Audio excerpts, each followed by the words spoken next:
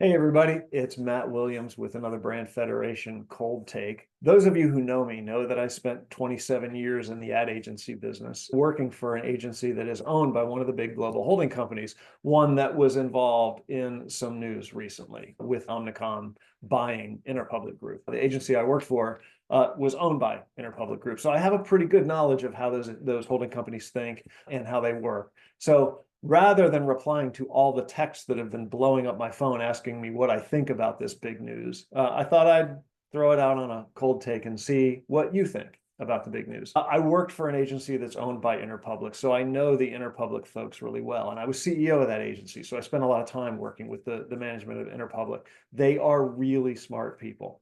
And if you look at what they've been doing over the last few years with their holdings, they've been actively paring back many of their agency holdings. They've divested themselves of Huge and are either in the process of divesting or have divested themselves of RGA. Both Huge and RGA were two of Interpublic's digital kind of crown jewel agencies. They've also sold off a bunch of their creative agencies, Deutsch in New York and Hill Holiday up in Boston. So clearly there's a strategic move afoot from that particular holding company to focus more tightly in on data and on media and some of their other crown jewel creative brands. And that's interesting to watch happen.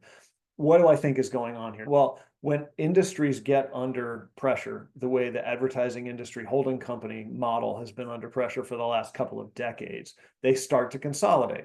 That consolidation starts inside, and you can see the consolidation happening with holding companies like IPG getting rid of Huge and RGA and some of their other holdings. They're consolidating from the inside.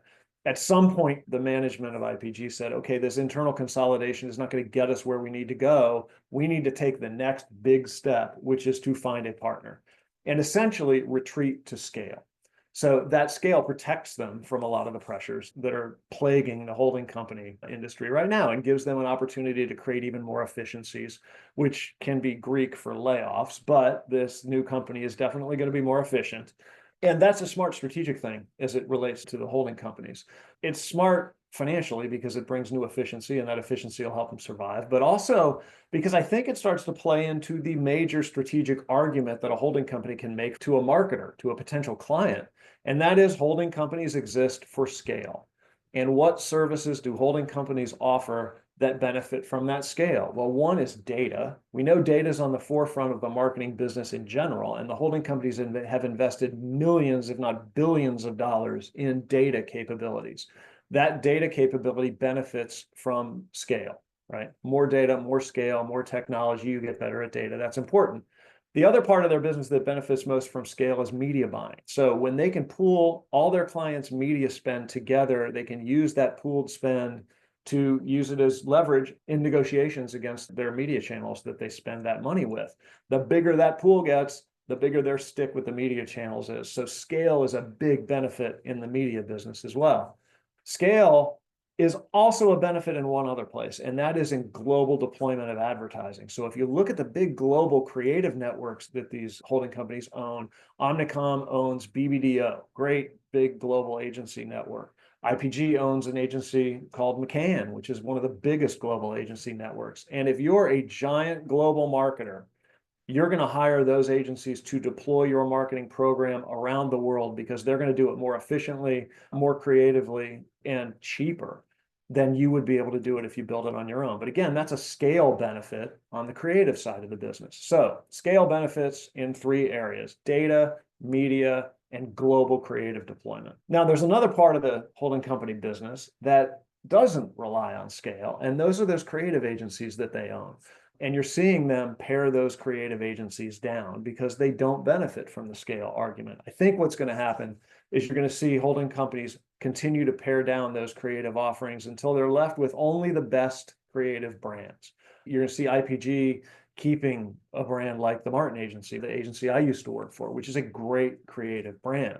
The struggle they're going to have is that those great creative agencies that are small in scale, like Martin relative to a McCann or a BBDO, tend to be a little bit maverick and tend to be very independent. And they don't really work very well in a holding company environment where the prime directive is to pull those people into a huge global offering for a big client. Creative agencies tend to work on their own, and they want to be left alone, and they want to do their own thing. And in a scale-driven holding company environment, doing your own thing is not a very good argument. So it'll be interesting to see what happens with those creative agencies. The other offering that the agencies have that doesn't really benefit from scale is strategy. And what I mean by that is many of these agencies have really smart strategic people that work for them. And the power of their strategy is not based on scale, it's based on insights and marketing brilliance. These are really smart people. The problem they have is the strategy capability in those companies tends to reside as an ingredient in the product of one of those agencies. So the strategy capability in a media agency is deployed as an ingredient in a media offering. In a creative agency, same thing. The strategy capability is deployed as an ingredient to advertising. What we're finding in our strategy practice at Brand Federation is that the media neutrality that we come at strategy with gives us a distinct advantage over those agencies. Strategy is not an ingredient to us. Strategy is a product. And because it's not an ingredient, we're not beholden to deploying our strategy in one particular way. Our strategy is not encumbered by the question of, gee, I hope it makes good ads because that's what it's built to do if I'm an ad agency. Our strategy is built to serve the needs of that marketer regardless of how it gets deployed. And that's an advantage of a strategy capability like ours versus a strategy capability that lives within an agency that has one particular product. So those tend to be the kind of agencies that find themselves in the holding company. And that's how clients think of strategy. You don't think of strategy as, strategy is only useful to the extent that it informs my advertising. The strategy is a platform that everything you do in your marketing mix rests on. And you need a strategy that's built not just for one piece of that mix, but for everything. It's interesting to watch. As I said, the folks that I know in the holding company business are very, very smart people, and they're making an important and necessary business change here.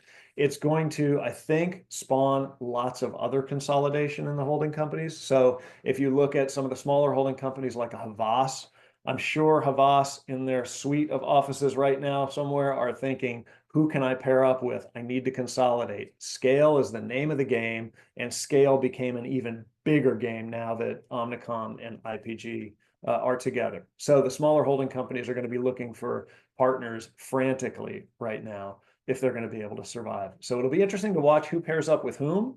And it'll be interesting to watch what happens with those strong creative brands that may not fit the scale argument that the holding companies are going to have to make to clients. So more to come. I'd love to know what you think about what's going on in the holding company business. It's really fascinating. Drop your thoughts in the comments. Let us know what you think. In the meantime, thanks for tuning in, and I will see you again on the next Brand Federation Cold Take.